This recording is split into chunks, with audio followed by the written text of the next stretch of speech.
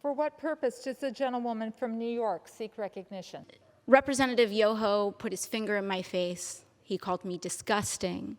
He called me crazy. He called me out of my mind. There were reporters in the front of the Capitol, and in front of reporters, Representative Yoho called me, and I quote, a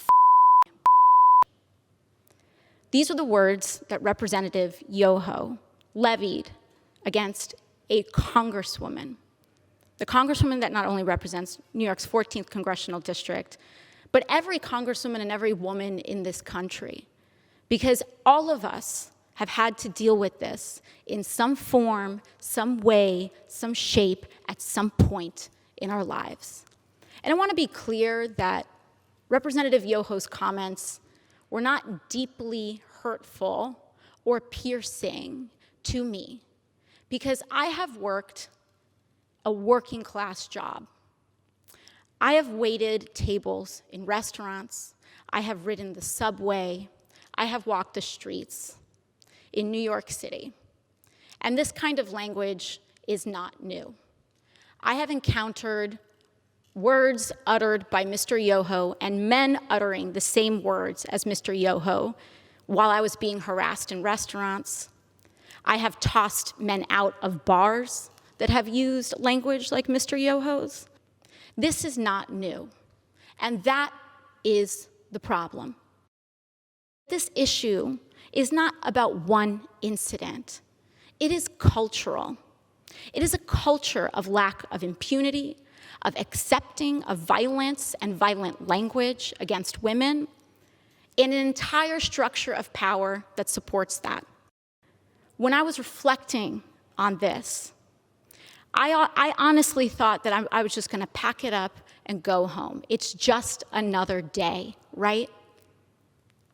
But then yesterday, Representative Yoho decided to come to the floor of the House of Representatives and make excuses for his behavior. And that I could not let go. I could not allow my nieces, I could not allow the little girls that I go home to, I could not allow victims of verbal abuse and worse to see that excuse, and to see our Congress accept it as legitimate and accept it as an apology. And I will not stay up late at night waiting for an apology from a man who has no remorse over calling women and using abusive language towards women. But what I do have issue with is using women, our wives and daughters, as shields and excuses for poor behavior. Mr. Yoho mentioned that he has a wife and 2 daughters. I am 2 years younger than Mr. Yoho's youngest daughter. I am someone's daughter, too. My father, thankfully, is not alive to see how Mr. Yoho treated his daughter. My mother got to see Mr. Yoho's disrespect on the floor of this house towards me on television. And I am here because I have to show my parents that I am their daughter and that they did not raise me to accept abuse from men. Having a daughter does not make a man decent. Having a wife does not make a decent man.